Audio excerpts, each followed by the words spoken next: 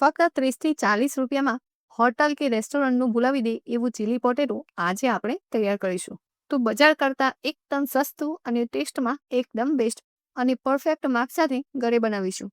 કોઈ બટેટાને અલગથી બાફવાની ઝંઝટ વગર એક સિમ્પલ ટ્રીક સાથે ક્રિસ્પી પોટેટો તૈયાર કરીશું. તમે એકવાર આ રીતે બનાવશો તો હોટલ કે રેસ્ટોરન્ટનું પણ ભૂલી જશો. તો ચાલો રેસીપીની શરૂઆત કરીએ. તો એકદમ પરફેક્ટ માર્ક સાથે ઘરે ચીલી પોટેટો કે ડ્રેગન પોટેટો તૈયાર કરવા મેં અહીંયા લીધા છે 500 ગ્રામ જેટલા બટેકા. અહીંયા મેં બટેકાને સારી રીતે ધોઈ તેની છાલ કાઢી લીધી છે. આજે આપણે બટેકાને ક્રિસ્પી તૈયાર કરીશું, માટે કોઈ અલગથી બાફવાની જરૂર નથી. એક સિમ્પલ ટ્રીક સાથે જ બટેકાને સમારી લેવાના છે. આ રીતે આપણે બટેકાને થોડી જાડી એવી ચિપ્સમાં કટ કરી લેવાના છે અને બટેકાને સારી રીતે પાણીથી ધોઈ લઈશું. અહીં બટેકાને આ રીતે પાણીથી ધોવાથી તેમાં રહેલો બધો સ્ટાર્ચનો ભાગ નીકળી જશે. અહીંયા બટેકાને ધોઈ લીધા પછી તેને આપણે સારી રીતે કોરા કરી લઈશું. હવે અહીં આપણે આની અંદર ઉમેરી દઈશું 1 ચમચી જેટલું મીઠું. તો મીઠું આ રીતે બધી જ બાજુ સ્પ્રિંકલ કરી લઈશું. બિલકુલ બજાર જેવા બટેકા સારા કલર માટે 1 ચમચી જેટલું કાશ્મીરી લાલ મરચું પાવડર સ્પ્રિંકલ કરી દઈશું.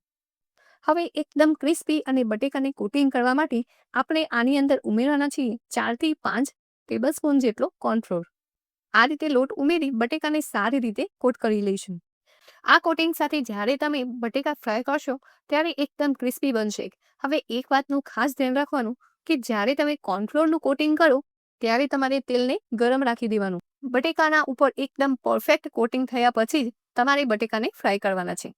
તો આ રીતે ગરમ તેલમાં એક બટેકાની સ્લાઇસ મૂકતા જઈશું અને એકદમ ક્રિસ્પી અને ગોલ્ડન બ્રાઉન થાય ત્યાં સુધી ફ્રાય કરી લઈશું. તો તમે જુઓ અહીંયા લગભગ 5 મિનિટ પછી તમે જોઈ શકો છો આપણા બટેકા એકદમ સરસ એવા ક્રિસ્પી થઈ ગયા છે. તો આ સમયે આપણે બટેકાને તેલમાંથી કાઢી લઈશું. હવે થોડી વાર માટે આને સાઈડ પર રાખીશું. હવે થોડી વાર માટે આને સાઈડ ઉપર રાખી આપણે એનો સોસ બનાવીશું. તો એના માટે કઢાઈમાં આપણે 2 થી 3 ટેબલસ્પૂન તેલ ગરમ કરી લઈશું. તેલ ગરમ થાય એટલે તેમાં બારીક કાપેલું લીલું લસણ, જો લીલું લસણ ના હોય તો તેની જગ્યાએ તમે સૂકા લસણનો પણ ઉપયોગ કરી શકો છો.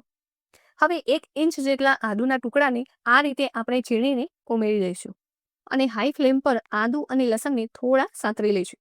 તો અહીં આપણે આદુ અને લસણ થોડા સતરાઈ જાય એટલે આપણે તેમાં અડધો કપ જેટલી બારીક કાપેલી ડુંગળી ઉમેરી દઈશું અને એને પણ 1 મિનિટ માટે હાઈ ગેસની ફ્લેમ પર સાતરી લઈશું.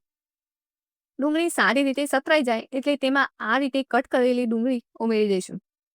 સાથે આ જ રીતે થોડું કટ કરેલું કેપ્સિકમ પણ ઉમેરી દઈશું અને થોડી વાર માટે બધી જ વસ્તુને સારી રીતે સાતરી લઈશું. તો અહીંયા આપણે ડુંગળી અને કેપ્સિકમને ઓવરકુક નથી કરવાના. હલકા એવા સતરાઈ જાય એટલે આપણે તેમાં 1 ચમચી જેટલો સોયા સોસ ઉમેરી દઈશું. સાથે 1 ચમચી જેટલો રેડ ચીલી સોસ ઉમેરી દઈશું અને સારી રીતે મિક્સ કરી લઈશું.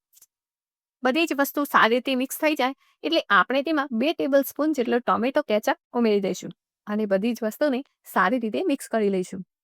તો અહીં તમે જુઓ બધી જ વસ્તુ સારી રીતે મિક્સ થઈ ગઈ છે. હવે આની અંદર આપણે તૈયાર કરેલું કોર્નફ્લોરવાળું પાણી ઉમેરી દઈશું અને તેને સારી રીતે મિક્સ કરી લઈશું. હવે અહીંયા બધી જ વસ્તુ મિક્સ થઈ જાય એટલે તરત જ આપણે ક્રિસ્પી કરેલા બટેકા ઉમેરી દઈશું અને તેને સારી રીતે મિક્સ કરી લઈશું.